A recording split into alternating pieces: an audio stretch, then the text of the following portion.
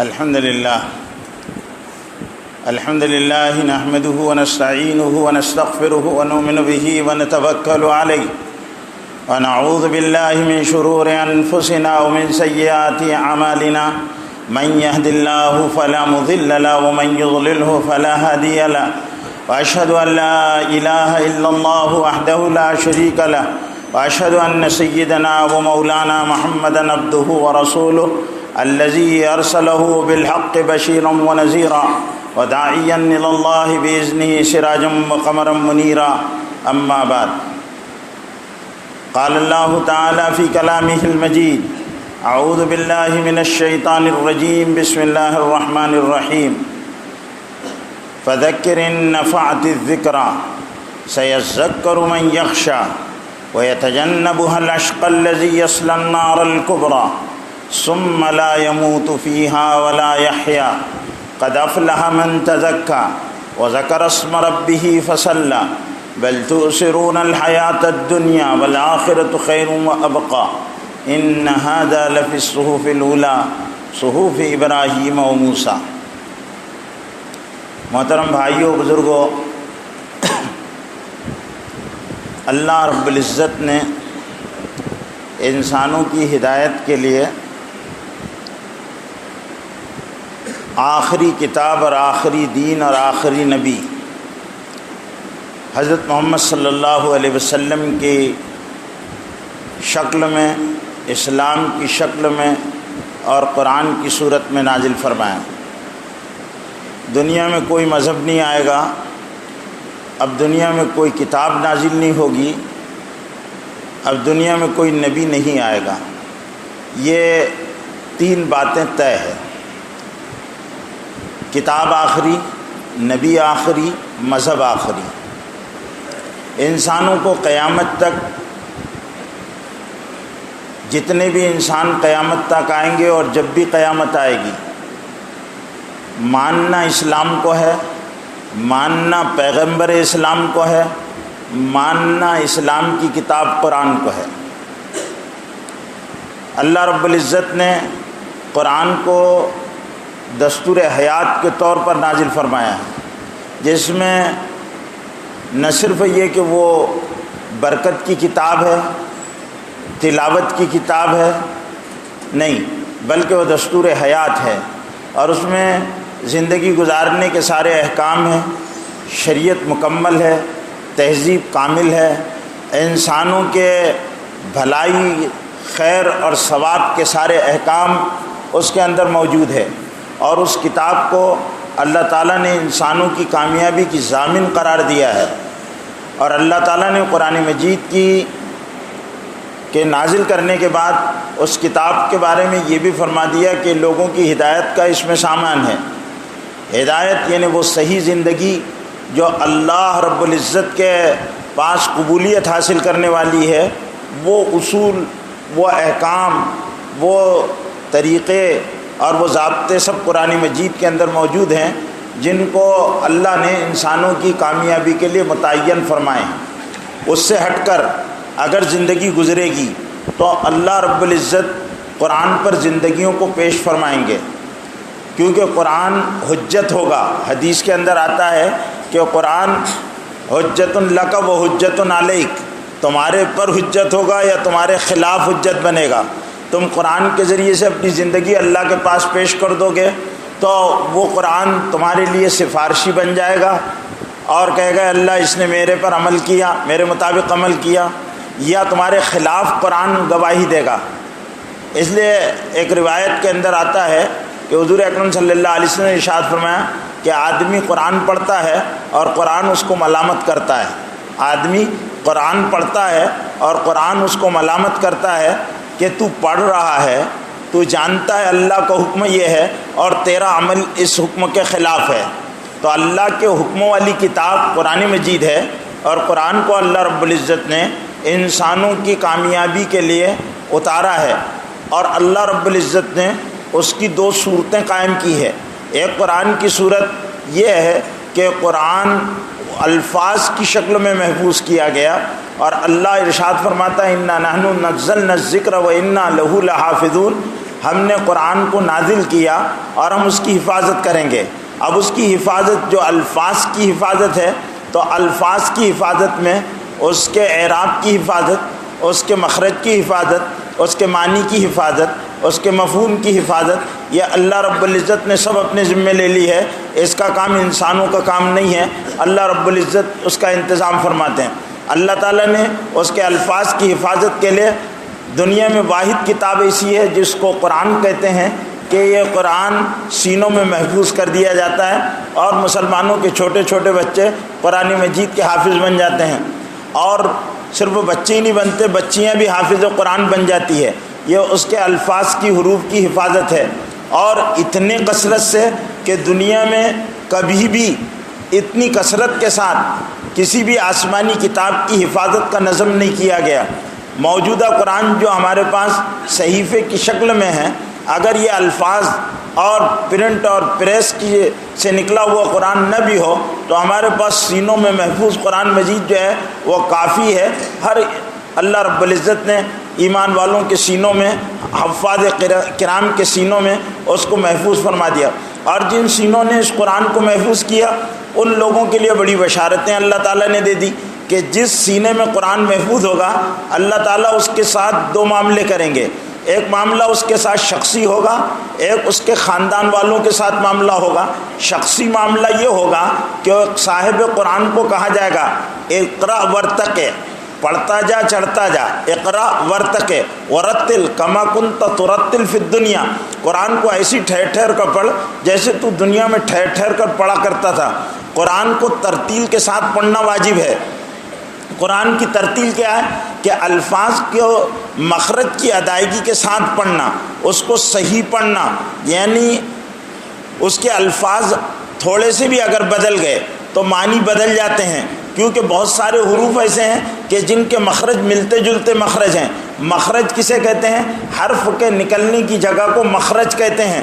تو اب وہ مخرج جو ہے اگر مل گیا تو صاد اور سین، اب سین اور صاد میں ذا ظا اس کے مخرج میں بہت مماثلت ہوتی ہے، تو اس لیے ان کو صحت کے ساتھ پڑھنا، ان کو صحیح جاننا مسلمانوں پر واجب قرار دے دیا گیا ہے کہ وہ قرآن کی صحت کو اور اس کے الفاظ کی ادائیگی کو سیکھیں۔ اور پھر اس کے بعد یہ کیا گیا کہ قرآن مجید کو ٹھہر ٹھہر کر پڑھیں، تیز رفتاری کے ساتھ نہیں، ٹھہر ٹھہر کر پڑھنے کی حکمت کیا ہے؟ رتل، حضور اکرم صلی اللہ علیہ وسلم کو اللہ نے سورہ مزمل میں ارشاد فرمایا کہ ورتل القرآن ترتیلا، قرآن کو ٹھہر ٹھہر کر پڑھا کیجئے، اس لیے کہ تیزی سے پڑھنے سے معنی سمجھنے میں دقت پیدا ہوگی، اس لیے ٹھہر کر پڑھنے میں معنی جو ہے وہ ذہن میں آئیں گے، اور جب معنی ذہن میں آئیں گے اور اس کے مفہوم و مطالب کا استحضار ہوگا تو پھر عمل کا کرنا آسان ہوگا،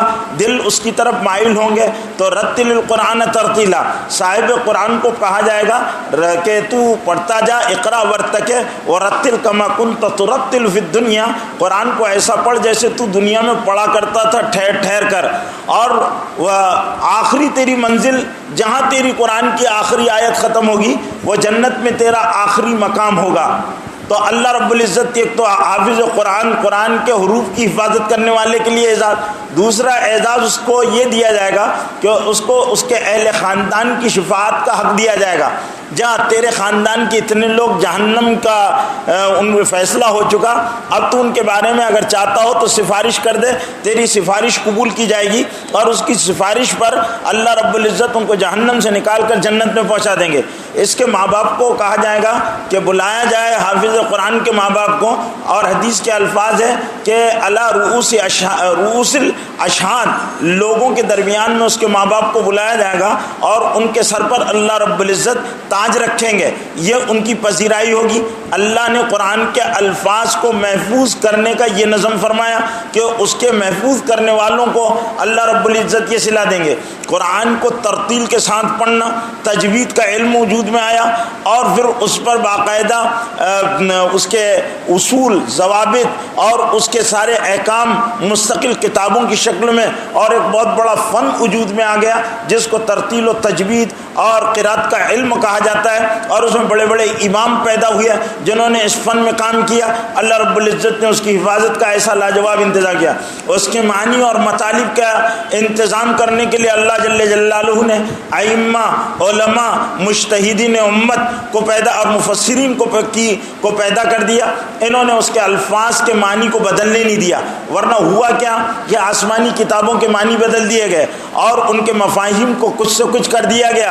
اس لیے قرآن میں بھی بہت سارے لوگوں نے تحریف کرنے کی کوشش کی، معنی کو بدلنے کی کوشش کی، لیکن وہ معنی کو بدلنے میں کامیاب نہیں ہو سکے. اس لیے کہ آیت کے معنی اور مفاہیم کو اللہ نے اور اللہ کے رسول صلی اللہ علیہ وسلم نے متعین فرما دیا. اس سے وہی معنی مراد لیے جائیں گے، دوسرے معنی نہیں مراد لیے جا سکتے. اس لیے کہ اس کے معنی اور مفاہیم کو اللہ رب العزت نے متعین کر دیا. اس لیے علم تفسیر ایک بہت بڑا علم وجود میں آ گیا اور بڑے بڑے مفسرین نے اس سلسلے میں کام کیا اور تفسیر کی ہزار کتابیں، لاکھوں کی تعداد میں کتابیں وجود میں آ گئی اور اس طرح محفوظ کر دیا گیا. تو اللہ رب العزت نے قرآن کو ایک تو یہ ہے کہ اس کی ظاہری شکلوں کے ساتھ حفاظت کا انتظام فرمایا. دوسرا کام جو ہے اللہ تعالیٰ نے یہ اختیاری رکھا، اس کی عملی شکل کو اللہ تعالیٰ نے مسلمانوں کو اور سارے انسانوں کو اختیار کرنے پر مجبور نہیں بنایا کہ تم مجبور ہے. ہاں تم عمل کرو گے تو تمہاری کامیابی اس کے عمل پر منحصر ہے. اگر تم کرو گے تو تم کامیاب ہوگے، نہیں عمل کرو گے تو پھر اس کے بارے میں سختی کے ساتھ باز پرس ضرور ہوگی.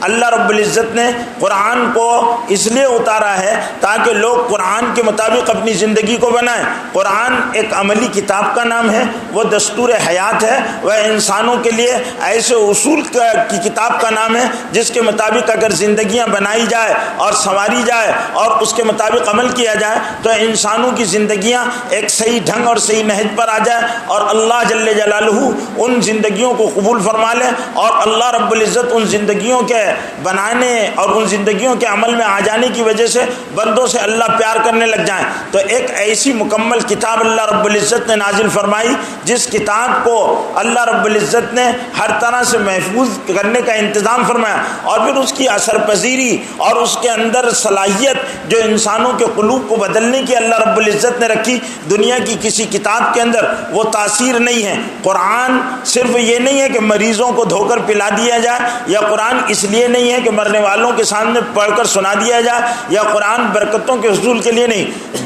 بلکہ قرآن قلوب کی تاثیر کے لیے ہے. وہ قلوب پر اثر انداز ہوتا ہے، مردہ انسانیت اس سے زندگی پاتی ہے، مردہ قلوب کو اس سے جلا ملتی ہے. قرآن کی آیتیں اپنی نورانیت اور روحانیت کے اعتبار سے یہ کلام الہی ہے، اللہ کا کلام ہے، اللہ کے کلام کا نور ہے اور اللہ کا کلام جو ہے وہ دلوں پر اثر انداز ہوتا ہے. دلوں میں صلاحیت ہوتی ہے اور صالحیت ہوتی ہے. دو چیزیں یاد رکھیں، صلاحیت اور صالحیت. صلاحیت اگر ہے قبول کرنے کی اور صالحیت ہے یعنی دل نیک ہے تو پھر اللہ تعالیٰ کا وہ نور اپنا اثر دلوں پر دکھاتا ہے. حضرت عمر رضی اللہ تعالیٰ عنہ کے اندر صلاحیت و صالحیت دونوں موجود تھی. اللہ کے کلام کے نور نے ان کو حضرت محمد صلی اللہ علیہ وسلم کو غلام بنا دیا. حضرت طفیل ابن عمرو الدوسی کے دل پر اسی قرآن نے اثر کیا تھا اور سارے کے سارے صحابہ کرام اسی قرآن کی وجہ سے اپنی زندگیوں کو بدلنے پر مجبور ہو گئے تھے، ورنہ وہ کفر اور شرک کی دلدلوں میں پھنسے ہوئے تھے اور ان کی زندگیاں گمراہیوں اور ضلالتوں میں ڈوبی ہوئی تھی. اللہ تعالیٰ نے قرآن کو جب غار ہرا سے نازل کیا کی تاریکیوں سے وہ نکلا اور قلوب پر جب اثر انداز ہوا تو زندگیاں ایسی بن گئی کہ ان کے جیسی مثال انسانی زندگیوں کی انسانی تاریخ میں نہیں ملتی. انہوں نے ان کی زندگیوں کے رخ ہی بدل گئے، اچانک ان کی زندگیاں بدل گئی. اور قرآن والوں کے لیے اللہ کا ایک فیصلہ یہ ہے کہ اللہ رب العزت قرآن والوں کو بلندی عطا کرتے ہیں. جن لوگوں کے پاس قرآن ہوگا، جو قرآن کے دیکھیے آج بھی حافظ یا قاری یا علماء یا مجتہدین یا مفسرین یا محدثین، ان لوگوں کو اللہ رب العزت نے بلند مقام عطا فرمایا ہے. ان کی عزت ہے، ان کی وقت ہے، ان کو اللہ رب العزت نے بڑا مقام عطا فرمایا ہے. اللہ اس کے ذریعے سے بلندی عطا کرتا ہے اور ان کو یرفع بها اقوام. اللہ رب حدیث میں آتا ہے کہ اللہ تعالیٰ قرآن کے ذریعے سے ایک قوم کو بلندی عطا کرتا ہے، وہ یضع بها آخرین. اور جو قرآن کو چھوڑ دیتا ہے اللہ رب رب العزت اس کو بے قیمت بے وزن بنا دیتا ہے۔ حضرت ابوبکر صدیق، حضرت عمر فاروق، حضرت عثمان غنی، حضرت علی، یہ تو جلیل القدر صحابہ تھے، بڑے خاندانوں سے تعلق رکھتے تھے۔ حضرت بلال، حضرت سلمان، حضرت خباب بن الارت، حضرت صہیب رومی، یہ تو غلام تھے۔ حضرت نہدیہ، حضرت زنیرہ، آج 1500 سال ہو گئے، آج آپ یہاں پر بھیونڈی میں اس مسجد کے اندر ان کا نام پورے ادب و احترام کے ساتھ اور پوری عقیدت کے ساتھ سن رہے۔ وہ کون سی چیز تھی جس نے ان لوگوں کو آج بھی لوگوں کا محترم بنایا اور لوگوں کے دلوں میں قدر ڈالی اور ان کی عزت اور توقیر اللہ نے دلوں میں پیدا فرمائی کہ لوگ نام سننے کے لیے اور ان کو جاننے کے لیے بیتاب رہتے ہیں۔ تو یہ قرآن کو اللہ رب العزت نے وہ اہمیت عطا فرمائی۔ اللہ رب العزت اس کے ذریعے سے یرفع بها اقواما، ایک قوم کو بلندی عطا کرتا ہے۔ صحابہ کرام کو جو بلندی عطا ہوئی وہ اسی قرآن کے ذریعے سے ہوئی۔ وَيَذَوْ بِهَا آخَرِينَ، اور جو قرآن سے بے اعتنائی برتتے ہیں اور قرآن کو سے اپنا تعلق نہیں جوڑتے، اللہ تعالیٰ وَيَذَوْ بِهَا آخَرِينَ ان کو پست کر دیتا ہے۔ جن لوگوں نے قرآن کو پس پش ڈال دیا اور وہ جعلوا القرآن عِزِينَ، قرآن میں ہے کہ انہوں نے اس کو پس پش ڈال دیا تھا، وہ اسے انحراف و اعراض کیا کرتے تھے، تو اللہ رب العزت نے ان کو پھر اذکار رفتہ بنا دیا، بے وزن و بے قیمت ہو گئے۔ تو ہمارے لیے اللہ رب العزت نے اسلام کو اسلام ہمارے لیے نازل کیا اور مکمل آخری نبی، آخری دین اور آخری کتاب کی شکل میں اللہ رب العزت نے ہمارے پاس یہ چیزیں بھیجی۔ اب یہ چیزیں جن لوگوں نے اپنے عقیدے کے اعتبار سے قرآن کو اللہ کی آخری کتاب، اسلام کو اللہ کا آخری دین اور حضرت محمد صلی اللہ علیہ وسلم کو اللہ کا آخری نبی مان لیا، ان کی ذمہ داریاں کیا ہے؟ ان کی ذمہ داری یہ ہے کہ ان اسلام کو وہ بطور مذہب کے اختیار کریں، قرآن کو بطور ہدایت والی کتاب کے اپنی زندگیوں کے اندر عملی شکل دیں، کیونکہ قرآن جب تک عملی شکل میں نہیں آئے گا اور زندگیوں کے اندر قرآن نہیں آئے گا تو آپ قرآن کو قرآن کی اہمیت کو لوگوں کے ساتھ ثابت کریں۔ انسان قرآنی عمل کو زندگیوں میں تلاشیں گے اور ڈھونڈنا چاہیں گے کہ مسلمانوں کی زندگی میں اس اللہ کی پاکیزہ کتاب کے پاکیزہ عمل کو انسانوں کی زندگیوں میں دیکھیں۔ آج ہماری زندگیوں میں قرآن کی وہ پاکیزہ آیات، قرآن کے وہ احکام، قرآن کے وہ اصول، قرآن کے وہ عقائد، قرآن کی وہ باتیں ہماری زندگیوں کے اندر اگر موجود نہیں ہے تو ہم قرآن کی کتنی بھی اہمیت بیان کریں گے، لوگ کہیں گے کہ جب اتنی مبارک کتاب آپ کے پاس ہے تو آپ اس پر عمل کیوں نہیں کرتے اور آپ اس سے فائدہ کیوں نہیں اٹھاتے؟ ہمارے پاس ایک ایسی کتاب ہے جس کتاب کا ہر حکم اور ہر اصول جو ہے وہ محکم ہے اور اس پر عمل کرنے پر ثواب ہے۔ جب قرآن کے پڑھنے پر اتنا ثواب ہے کہ اللہ کے رسول صلی اللہ علیہ وسلم ارشاد فرماتے ہیں کہ الف لام میم یہ ہر حرف پر 10 نیکی ہے، اور اللہ کے رسول فرماتے ہیں لا اقولو، میں نہیں کہتا کہ الف لام میم ایک حرف ہے، میں یہ کہتا ہوں الف حرف و لام حرف و میم حرف، کہ الف ایک حرف ہے، لام ایک حرف ہے، میم ایک حرف ہے، یعنی الف لام میم کسی نے پڑھا تو اس کو 30 نیکیاں مل گئی۔ تو اس کے حروف پر عمل پڑھنے پر اللہ رب العزت نے یہ اجر کے وعدے کیے ہیں۔ تو بتائیے کہ اس قرآن پر عمل پر کیا اللہ رب العزت دیں گے؟ کیونکہ قرآن کلام الہی ہے اور اللہ نور ہے اور قرآن نور ہے، اللہ کا کلام ہے، اللہ کی مخلوق نہیں ہے قرآن، بلکہ اللہ کا کلام ہے اور اللہ کے ذات سے نکلی ہوئی چیز ہے، اس کی نورانیت ہے۔ صحابہ کرام نے قرآن کو جب اپنی زندگیوں کے اندر بسایا تو ان کی زندگیوں کے سارے اندھیرے دور ہو گئے۔ آج ہماری زندگیوں میں آخری کتاب کا نور کیوں نظر نہیں آتا؟ ہمارے قلوب میں ظلمت کیوں ہے اور نفسانیت و شیطانیت کے ہم پر غلبے کیوں ہیں اور ہم دنیا کی طرف راغب کیوں ہیں اور ہمارے پاس آخرت کا احساس کیوں نہیں ہوتا؟ آج میرے بھائیوں ہم آخرت کے بارے میں اتنے فکر مند نہیں ہیں۔ میں نے کل ہی ایک واقعہ پڑھا، واقعہ سند کے اعتبار سے کتنا مضبوط ہے میں نہیں جانتا، کہ حضرت موسیٰ علیہ السلام کے پاس ایک خاتون آئی، ایک عورت آئی اور اس نے کہا کہ اللہ کے نبی موسیٰ علیہ السلام میرے بچے لڑکپن میں اور بچپن میں مر جاتے ہیں۔ تو حضرت موسیٰ علیہ السلام نے پوچھا کہ تیرے بچے کتنے سال کے ہو کر مرتے ہیں؟ تو اس عورت نے کہا کہ میرا کوئی بچہ 100 سال کی عمر میں مر جاتا ہے، کوئی 200 سال کی عمر میں مر جاتا ہے، کوئی 300 سال کی عمر میں مر جاتا ہے، اس عمر میں میرے بچے مر جاتے ہیں، آپ دعا فرما دیجئے کہ اللہ ان کو زندگی دے۔ تو حضرت حضرت موسیٰ علیہ السلام نے کہا کہ خاتون سن لے کہ ایک وقت آئے گا جب انسانوں کی عمریں کم ہو جائے گی اور وہ 100 کے اندر ہی ختم ہو جایا کریں گے اور وہ بڑے ہو کر مریں گے، تو تیرے تو بچے اس عمر میں مر رہے تو ان کے لیے دعا کا کہہ رہی ہے۔ تو اس عورت عورت نے کہا کہ اے اللہ کے نبی کیا وہ گھر بنائیں گے؟ حضرت موسیٰ علیہ السلام نے کہا وہ گھر بھی بنائیں گے اور وہ شادیاں بھی کریں گے، ان کی اولاد بھی ہوگی اور وہ زندگی کے سارے کام کریں گے۔ تو کہا اگر میں اس زمانے میں ہوتی، اس عورت نے کہا تو میں 100 سال صرف ایک سجدے میں گزار دیتی۔ تو اس کا کہنے کا اس واقعے سے مطلب یہ ہے کہ لوگوں کو آخرت کا کتنا فکر ہوتا تھا اور آخرت کے بارے میں وہ کیسے فکر مند رہتے تھے۔ آج میرے بھائیوں ہمارے سجدے، اللہ کے رسول نے فرمایا کہ بندہ سب سے زیادہ اللہ سے قریب جو ہوتا ہے وہ سجدے کی حالت میں ہوتا ہے، اور ہمارا سجدہ ہی سب سے مختصر ہوتا ہے، ہمارا سجدہ ہی مختصر ہوتا ہے۔ حالانکہ بندہ سب سے زیادہ اللہ سے قریب سجدے کی حالت میں ہوتا ہے، لیکن بندوں کا سجدہ ہی سب سے مختصر ہوتا ہے۔ ہم سجدہ بھی بہت اختصار کے ساتھ کرتے ہیں اور بہت تیزی اور عجلت میں سجدہ کر دیتے ہیں۔ تو ہم کو اصل میں ہمارے پاس جو ہے قرآن کا جو نسخہ تھا، اور جس کو نسخہ کیمیا اثر کہتے ہیں، ایک ایسا نسخہ جو ہر بیماری کا علاج تھا، ہر مرض کا علاج تھا۔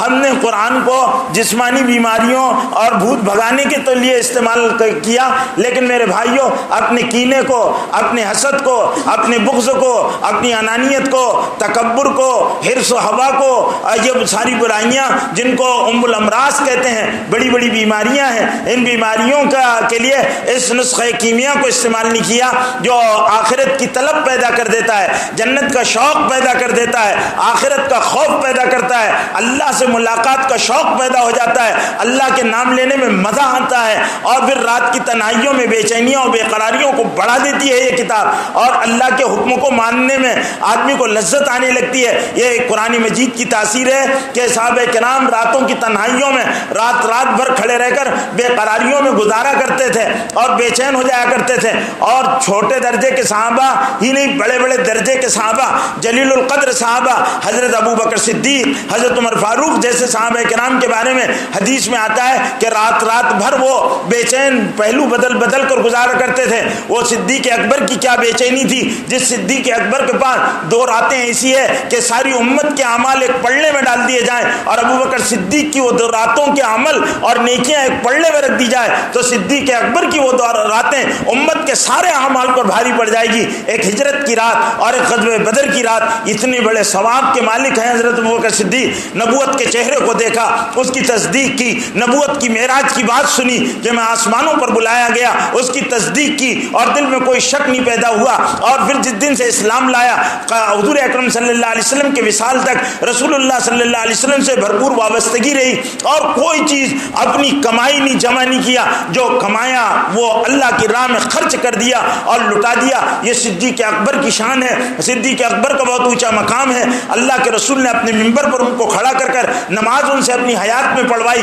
اور کئی نمازیں حضرت ابوبکر صدیق نے اپنی حیات مبارک حضور اکرم صلی اللہ علیہ وسلم کی حیات مبارکہ میں مصلی نبی پر اور منبر مسجد نبوی میں کھڑے رہ کر نمازیں پڑھائی۔ یہ مقام ہے ابوبکر صدیق رضی اللہ تعالیٰ عنہ کا، بڑا شرف ہے، بڑا مقام ہے ابوبکر صدیق کو جو حاصل ہوا۔ تو ابوبکر صدیق اتنے بڑے درجے کے صحابی ہونے کے بعد میرے بھائیوں ان کا حال کیا ہے؟ تنکا اٹھاتے جاتے ہیں اور کہتے ہیں اے کاش ابوبکر یہ تنکا ہوتا، اے کاش ابوبکر یہ تنکا ہوتا۔ تنکا اٹھا کر کہتے ہیں اے کاش ابوبکر یہ تنکا ہوتا۔ کبھی کہتے ہیں کاش ابوبکر یہ پرندہ ہوتا کہ جنگلوں میں چر لیا، چگ لیا، اڑ گیا، مر گیا ہوتا، نہ کوئی حساب ہوتا، نہ کوئی کتاب ہوتا۔ کبھی کہتے ہیں اے کاش ابوبکر کو اس کی ماں نے جنا نہ ہوتا۔ یہ بے چینی تھی، اللہ کے پاس سے وہ ڈرا کرتے تھے، اللہ کا خوف ایسا دلوں میں پیدا ہو گیا تھا۔ میرے بھائیوں ہم قرآن والے ہیں، ہم اللہ کے رسول کے ماننے والے ہیں، ہم صدیق اکبر والے ہیں، کیا ہم بھی اللہ سے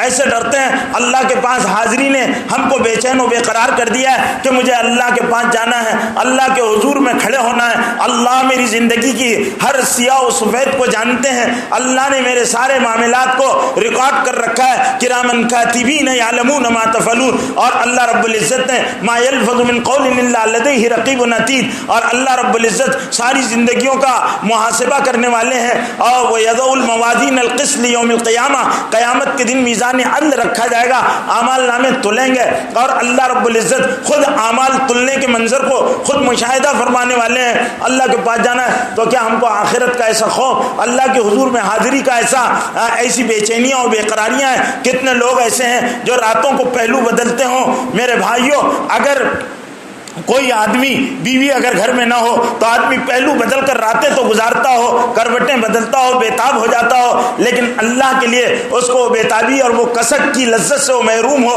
کہ میرے اللہ، میں جس میرا پیدا کرنے والا جس کے بے شمار انعامات ہیں، اللہ ایسے منعم ہے کہ اللہ رب العزت نے ہم پر جتنے بھی انعامات کیے اس کا وہ بدلہ ہم سے نہیں لیتے، اللہ ہم سے بدلہ نہیں لیتے، معاوضہ ہم سے نہیں لیتے، اور وافر مقدار میں دی، کوئی اس پر کنٹرول نہیں کیا، کوئی اس پر رکاوٹ نہیں ڈالی۔ اللہ ایسے منعم ہے، اس منعم کو ہم بھول جاتے ہیں، اس کی عبادت بھی ہم ڈھنگ سے نہیں کرتے، اس کے احکام کو بھی ہم صحیح ڈھنگ سے نہیں مانتے، تو ہم کیسے بندے ہیں؟ ہم کیسے بندے ہیں اللہ کے کہ ہم اپنے اللہ کو، اپنے ماننے والے کو، اپنے پیدا کرنے والے کو ہم اس طرح بھول جائیں، اور ہم پر وہ کتاب قرآن مجید جو اللہ نے صرف اور صرف ہمارے لیے نازل کی ہے، اور اللہ کہہ رہے ہیں کہ ہم نے اس قرآن کو نازل کیا، اس قرآن کی اللہ قسمیں کھاتے ہوں، اس کتاب کی قسم کھا کر کہتے ہوں کہ ہم نے تمہاری ہدایت کے لیے اس کتاب کو نازل کیا، ہم اس کو کتاب کو اپنی زندگی میں ہمارا اس سے کوئی رابطہ اور تعلق نہ ہو، ہم اس کے احکام کو جانتے نہ ہو۔ آج بڑی بڑی برائیاں جو مسلمانوں کے معاشرے اور سماج میں پیدا ہو رہی ہے، حرص کی بیماری پیدا ہو رہی ہے، آدمی حریص ہوتا جا رہا ہے، آنے دو بس مال مال مال، ہر وقت مال کی طلب، دنیا کی طلب، دنیا کی خواہشات، اور جب اس کی خواہش بڑھی تو اچھے مکان، اچھے لباس، اچھے کھانے، اور پھر اس کے ساتھ خواہشات اور شہوتوں کا جنون، اور اس جنون نے دیوانہ کر دیا، اور آدمی اس کے لیے بےتاب اور بے چین اور بے کل و بے آرام، اس طرح آدمی پریشان ہے کہ وہ کسی بھی طرح سے اپنی اس دنیا کی خواہشات کو پوری کر لے، گویا وہ بھول گیا ہے، چاہے وہ زمان سے نہ کہتا ہو کہ اس کو اللہ کے پاس بھی جانا ہے، اور اللہ اس کے مال کے خرچ کرنے کو اور مال کے کمانے کو اللہ پوچھنے والے ہیں، اللہ پوچھنے والے ہیں کہاں سے کمایا، کہاں سے خرچ کیا، من این انفقتہ، من این اکتسبتہ، ومن این انفقتہ، کہاں سے مال کمایا، کہاں مال خرچ کیا۔ جب اللہ رب العزت کو مال کے کمانے اور مال کے خرچ کرنے کا ہم کو جواب دینا ہے تو میرے بھائیوں پھر ہم مال مال، ہر وقت مال مال۔ اللہ کے رسول صلی اللہ علیہ وسلم اور صحابہ کرام کی زندگیاں کیسی تھی کہ انہوں نے اپنی ساری زندگی آخرت پر خرچ کر دی، وہ اتنا کماتے تھے، ایسا نہیں کہ صحابہ کمانا نہیں جانتے تھے، صحابہ کرام میں امپورٹر ایکسپورٹر صحابہ تھے۔ حضرت عبد الرحمن ابن عوف کا مال تجارت عالمی منڈیوں میں جایا کرتا تھا، مصر اور شام اس وقت بڑی منڈیاں تھی دنیا کی، اور بڑا وہاں پر کاروبار ہوا کرتا تھا، وہاں سے مال خریدا کرتے تھے، ان کے اونٹوں کے قافلے بار برداری کا کام کیا کرتے تھے، مال لانے کا کام کیا کرتے تھے۔ لیکن حضرت عبد الرحمن ابن عوف اور حضرت عثمان غنی رضی اللہ تعالیٰ عنہ کے حالات زندگی پڑھی ہے تو آپ کو اندازہ ہوگا کہ کیسی ان کو آخرت کا فکر تھا، بے چین رہا کرتے تھے کہ ہمارا کیا ہوگا، ہم اللہ کو کیسے جواب دیں گے، مال کے بارے میں ان کو فکر رہا کرتا تھا۔ آج ہمارے پاس مال نے ہم کو اعمال سے غافل کر دیا، مال نے ہم کو جنت کی نعمات سے غافل کر دیا، یہی مکانات جنتوں جیسے بن رہے، یہی زندگیاں جنتیوں جیسی گزارنے کی فکر میں ہم لگے۔ میرے بھائیوں یہاں دنیا کے عیش و آرام جو ہے وہ سارے اہل دنیا کے لیے ہے، اہل آخرت کے لیے یا تو سادگی ہے، اہل آخرت کے لیے تو ان کے لیے یہ ہے کہ وہ قدر کفاف پر اکتفا کرتے اور اپنے مال کو بھی اللہ کی راہوں میں خرچ کرتے اور اللہ کے بندوں کے کام آ جاتے۔ دنیا دنیا دنیا، اللہ کے رسول نے فرمایا دنیا کیا ہے، اللہ کی نظر میں مچھر کے پر کے برابر بھی اس دنیا کی کوئی قیمت نہیں ہے۔ اللہ رب العزت نے اس دنیا کو بے حیثیت اور بے وقت قرار دیا اور لوگوں کو چتاونی اور آگاہی دے دی کہ ولا یغرنکم الحیات الدنیا، اے لوگو تم کو دنیا کی زندگی دھوکے میں نہ ڈال دے۔ اور اللہ قرآن میں فرماتے ہیں وما الحیات الدنیا الا لہو ولعب وزینۃ وتفاخر بینکم وتکاثر فی الاموال والاولاد، دنیا کی زندگی کیا ہے، صرف وما الحیات الدنیا الا متاع الغرور، دھوکے کا سامان ہے یہ دنیا کی زندگی، یہاں کے گھر دھوکا، یہاں کی بیوی بچے دھوکا، یہاں کے سامان دھوکا۔ وما الحیات الدنیا الا متاع الغرور، دھوکے کا سامان ہے، متاع الغرور دھوکے کا سامان ہے، یہاں کی ساری چیزیں دھوکے کی ٹٹی ہے۔ دھوکے کی ٹٹی پر آدمی کہ بھئی اس کو یہ بے سہارا ہے، اگر اس سے سہارا لوں گا تو گر جاؤں گا، یہ دنیا گرنے والی ہے، یہ دنیا مٹنے والی ہے، اس میں بہت بڑے بڑے لوگ آئے آئے اور انہوں نے بڑے آسودگیوں کے سامان تیار کیے اور انہوں نے ہمیش رہنے کے لیے اور کبھی نہ ختم ہونے والی عیش کی تیاریاں کی. عاد و سمود کی قومیں آئی, فرعون آیا, حامان آیا, شداد آیا, بڑے بڑے اللہ کے حکموں کو توڑنے والے آئے, بڑے مال والے آئے, بڑے کر و فر والے آئے. لیکن کیا ہوا؟ ان کی شان و شوکت اور حشمت کو اللہ تعالیٰ نے ان کو بتا دیا, وما الحیات الدنیا الا متاع الغرور. یہ دھوکے کی ٹٹی ہے دنیا. وما الحیات الدنیا الا متاع الغرور, دھوکے کی ٹٹی ہے. اور یہ دھوکہ اس وقت کھل جائے گا جب آدمی آخرت کے میدان میں کھڑا ہوگا کہ وہ گھوڑے پر سوار تھا یا گدھے پر سوار تھا. اس وقت اس کا دھوکہ اللہ کھول دیں گے. آخرت میں آنکھوں کے دھوکے اللہ تعالیٰ نکال دیں گے اور پھر کھڑا کر دیا جائے گا کہ تم آؤ حساب دو, اور ایک ایک چیز کا حساب لیا جائے گا. اور پہلے سے اللہ رب العزت ساری کی ساری چارٹ شیٹ جو ہے وہ تیار کر رکھیں گے اور پھر وہاں پر کھڑا رہے گا آدمی. اب وہاں پر پہلے تو اعلان ہوگا وامتازوا اليوم ایھا المجرمون, اے مجرموں الگ ہو جاؤ. تم نے دنیا میں جرائم کیے تھے, تم نے بڑی بڑی نافرمانیاں کی تھی, ہم نے ہمارے احکام توڑے تھے. وامتازوا اليوم ایھا المجرمون, اے مجرموں ہٹو, پرے ہٹو, الگ ہو جاؤ. اور یہ کہتے سے ہی ایک ہوا کے ذریعے سے سارے مجرم چھانٹ دیے جائیں گے. آدمی یہاں تو ہٹے گا نہیں کہ میری سبکی ہوں گی لوگوں میں, وہاں ہٹانا نہیں پڑے گا. جیسے ہی اعلان ہوگا ان کی بھیڑ کو انسانوں کے درمیان میں سے اٹھا کر الگ کھڑا کر دیا جائے گا اور ساری دنیا مشاہدہ کرے گی یہ مجرم تھے. پھر ان کے جرم کھولے جائیں گے اور وہاں پر ان کو بتایا جائے گا تم یہ جرم کیا کرتے تھے, مال غلط طریقے سے کماتے تھے, مال غلط طریقے سے خرچ کیا کرتے تھے, اور تم نے اس مال کو جو اللہ تعالیٰ نے دیا تھا وہ تمہاری آزمائش تھی, تم نے اس کا غلط استعمال کیا تھا. پھر اللہ کی طرف سے سزا کا تعین ہوگا, سزا دی جائے گی. میرے بھائیوں, اس لیے صحابہ کرام نے کیا کیا کہ اپنی زندگی کو زیادہ سے زیادہ انہوں نے آخرت کے کاموں کی تیاری میں رات عبادت کیا کرتے, اللہ کو خوب یاد کیا کرتے تھے. ان کے اندر حرص نہیں تھا, ان کے اندر ہوس نہیں تھی, ان کے اندر کینے نہیں تھے, ان کے اندر حسد نہیں تھا, ان کے اندر غیبتیں نہیں تھی, ان کے اندر جھوٹ نہیں تھا, ان کے اندر دھوکہ نہیں تھا, ان کے اندر وہ سارے خرابیاں جن کو ام الامراض کہا گیا وہ ساری چیزوں سے پاک تھے. اس لیے کہ یہ ساری چیزیں مہلک ہے اور ہلاکت میں ڈالنے والی چیزیں, ان سے پاک و مبرہ تھے.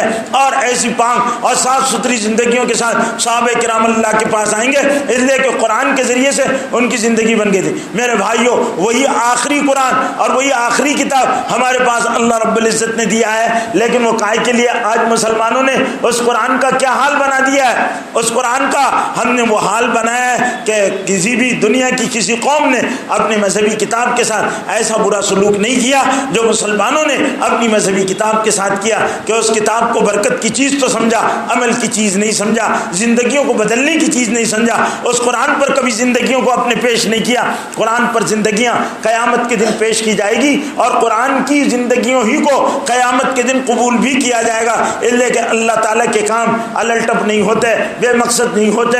اللہ نے کتاب اتاری تو کیا کہا, الف لام میم ذالک الکتاب, یہ کتاب الکتاب کا, اور قرآن کو الکتاب کہہ کر اس کی تخصیص کر دی کہ باقی تمام کتابوں میں یہ کتاب الکتاب ذالک الکتاب لا ریب فیہ, اس میں شک نہیں, ھدی للمتقین, متقین سے مومنین بھی مراد ہے. مفسرین نے لکھا ایمان والوں کے لیے ہدایت ہے اس میں.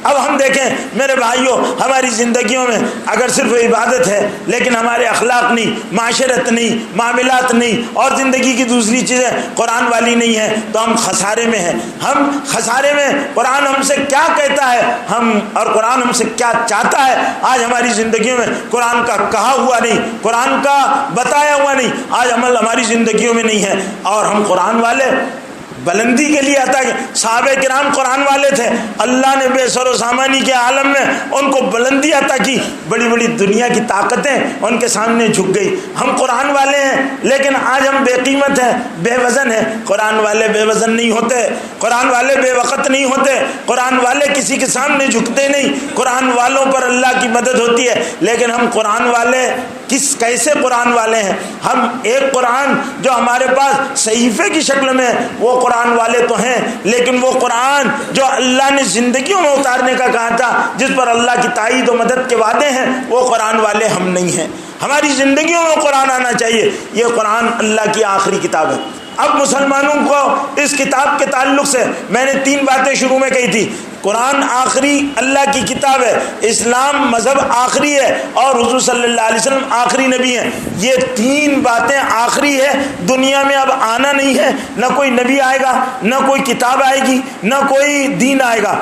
اب جب یہ آخری ہے، حضرت محمد صلی اللہ علیہ وسلم دنیا سے تشریف لے جا چکے، قرآن مکمل کر دیا گیا. الیوم اکملت لکم دینکم واتممت علیکم نعمتی ورضیت لکم الاسلام دینا، یہ فرمان اللہ کا آ چکا اور اسلام مکمل کر دیا گیا. کتاب تو اب دنیا کے انسان جو سارے کے سارے ہیں، ان کی ہدایت، ان تک اللہ کی بات پہنچے، وہ قرآن کے پیغام کو جانیں، دنیا کے سارے نظام قرآن کے تابع ہو جائیں، اور دنیا کے سارے انسانوں کا مذہب اسلام بن جائے. دنیا کے سارے انسان اپنے نبی حضرت محمد صلی اللہ علیہ وسلم کو پہچان لیں. یہ ذمہ داری کس کی ہوگی؟ مسلمانوں کی ہوگی کہ مسلمان دنیا کے سارے انسانوں کو اللہ کی کتاب بتائیں. اور اللہ کی کتاب آپ کہیں گے ساری دنیا جانتی قرآن اللہ کی کتاب ہے. میرے بھائیوں، اس کتاب کو نہیں بتانا ہے جو مسجدوں میں اور اپنے گھروں میں تبرک کے طور پر رکھا ہوا ہے. میرے بھائیوں، وہ قرآن بتانا ہے جو صحابہ کرام کی عملی زندگیوں میں تھا. مسلمانوں کو قرآن کی عملی تفسیر بننا پڑے گا. جب مسلمان عملی قرآن بن جائے گا، وہی اس کا دین ہوگا، وہی اس کا نبی ہوگا. یعنی حضرت محمد صلی اللہ علیہ وسلم کی زندگی بھی قرآن تھی. مائی عائشہ صدیقہ رضی اللہ تعالی عنہا سے پوچھا گیا کہ کیف کان خلق النبی صلی اللہ علیہ وسلم، اللہ کے رسول صلی اللہ علیہ وسلم کے اخلاق کیسے تھے؟ تو حضرت عائشہ صدیقہ رضی اللہ تعالیٰ نے پوچھا اما قرأت القرآن، کیا تم نے قرآن کو نہیں پڑھا؟ کان خلق النبی صلی اللہ علیہ وسلم القرآن، رسول اللہ صلی اللہ علیہ وسلم کے اخلاق قرآن تھے. تو قرآن مسلمانوں کے حضور صلی اللہ علیہ وسلم کو جو دیکھ لیتا ایک مرتبہ گرویدہ ہو جاتا اور آج صلی اللہ علیہ وسلم سے متاثر ہوتا. آج میرے بھائیوں، مسلمان کے اندر وہ اخلاق نہیں ہونے سے لوگ مسلمانوں کے گرویدہ نہیں ہوتے، مسلمانوں سے متاثر نہیں ہوتے. ہم اس قرآن کو اپنی عملی زندگیوں میں لانے، سمجھنے، کرنے اور برتنے کی ضرورت کو محسوس کریں کہ ہم آخری کتاب کے علمبردار و امین ہیں، اور ہم اللہ اسلام کے علمبردار ہیں، اور ہم حضرت محمد صلی اللہ علیہ وسلم کے نمائندے ہیں. حضور صلی اللہ علیہ وسلم کے بعد اب دنیا میں کوئی نبی نہیں آنے والا. حضور صلی اللہ علیہ وسلم کی زندگی کو اللہ نے نمونہ بنایا. لقد کان لکم فی رسول اللہ اسوۃ حسنہ، رسول اللہ صلی اللہ علیہ وسلم کی زندگی تمہارے لیے بہترین نمونہ ہے. جب رسول اللہ صلی اللہ علیہ وسلم کی زندگی بہترین نمونہ ہے سارے انسانوں کے لیے، تو اس نمونے کو میرے بھائیوں کون پیش کرے گا؟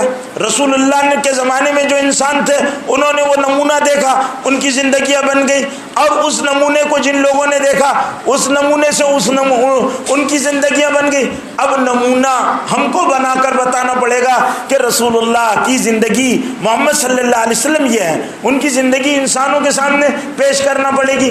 آج مسلمان افسوس کے ساتھ کہنا پڑتا ہے کہ مسلمانوں کے پاس خود طریقے رسول اللہ کے نہیں، مسلمان قوم خود اپنے نبی کے طریقوں پر عمل کرنے کے لیے تیار نہیں. کھانے میں غور کریں، کیا کھانے کا طریقہ ہمارا رسول اللہ والا طریقہ ہے؟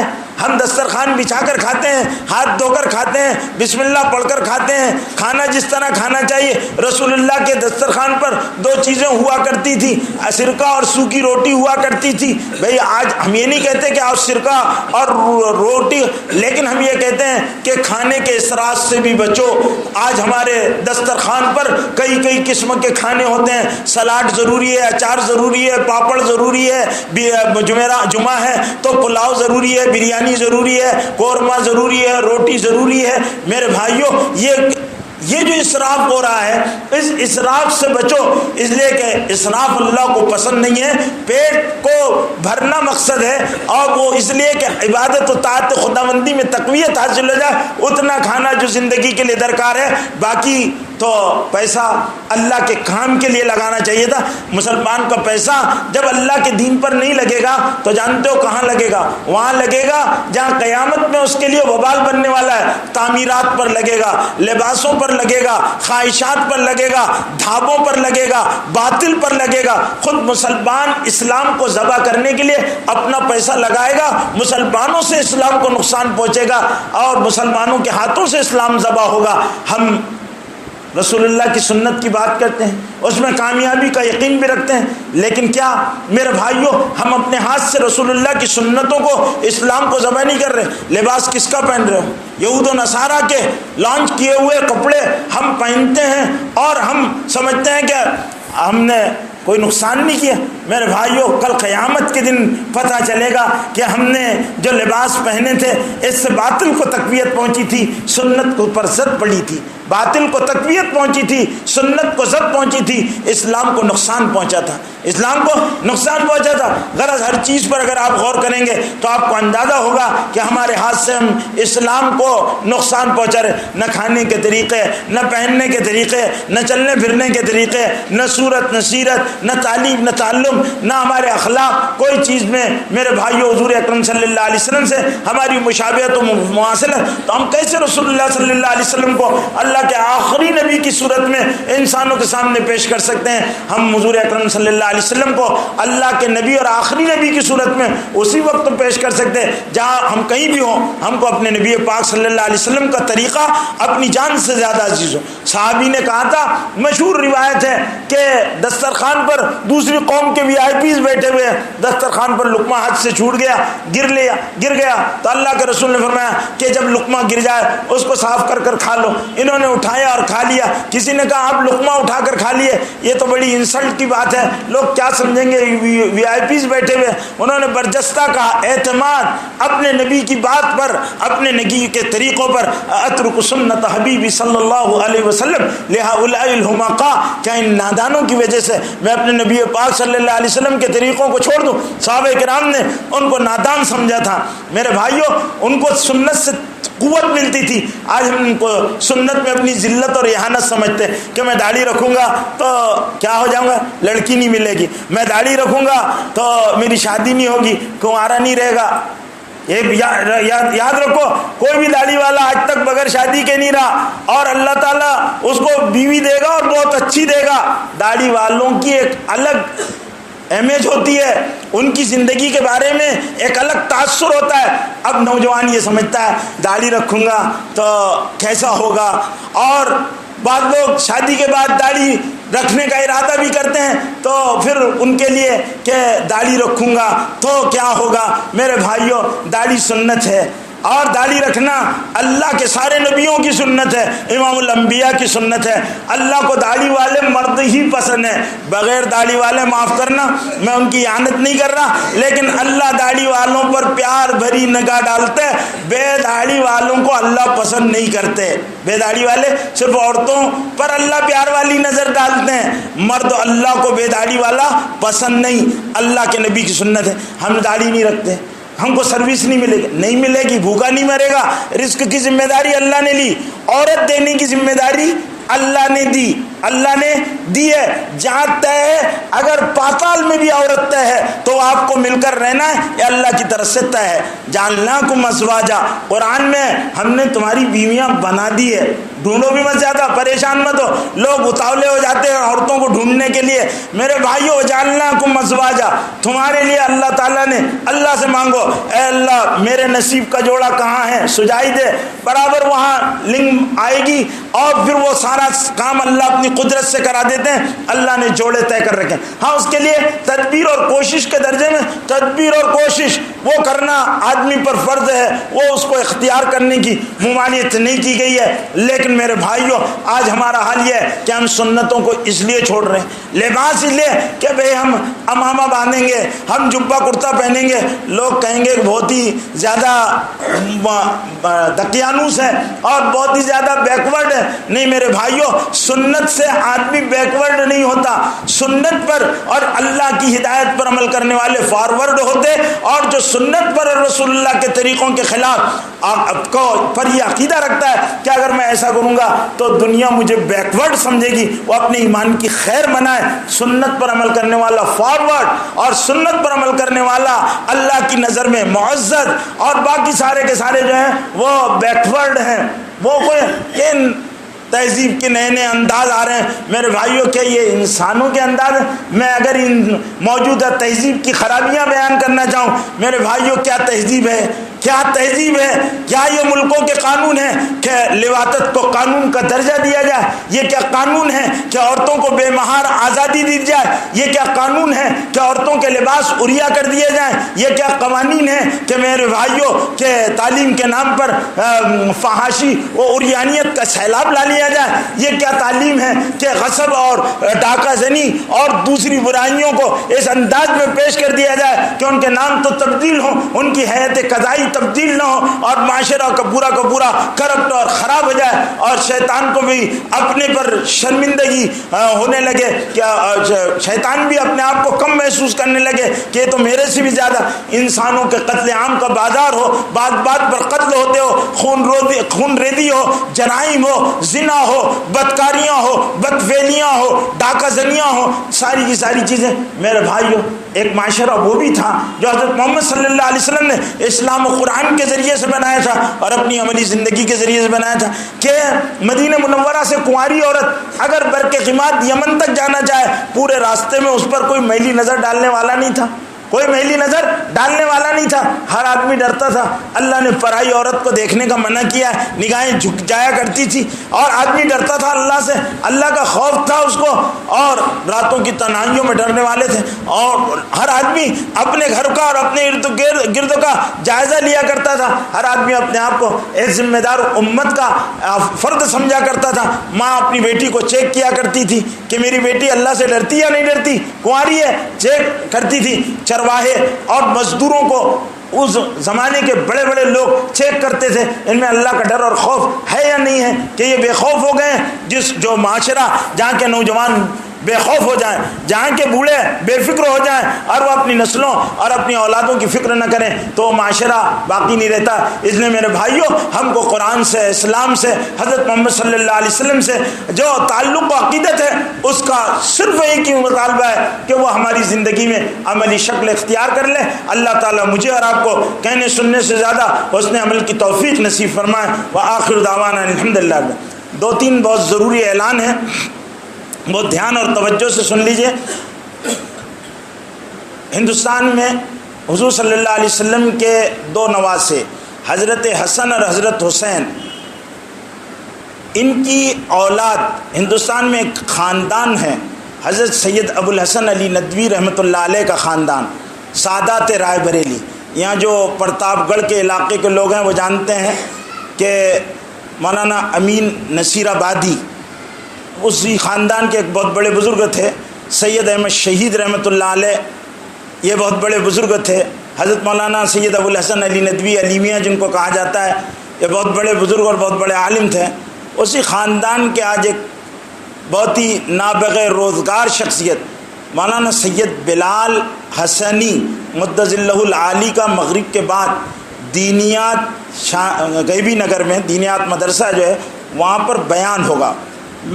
بھائی ان لوگوں کو دیکھنا بھی ثواب ہے۔ میں ذاتی طور پر پوری ذمہ داری سے کہہ رہا ہوں کہ ہم لوگ اس خاندان سے بہت قریب رہے، ہم نے ان لوگوں کو بہت اس سے دیکھا، ان کی زندگیاں دیکھی، بڑے عجیب و غریب لوگ ہیں، بڑا ان کا اللہ سے تعلق ہے، اور خاندان نبوت کی جو خوبیاں اور صفات ہیں ان لوگوں کے اندر بہت بڑی تعداد میں موجود ہیں۔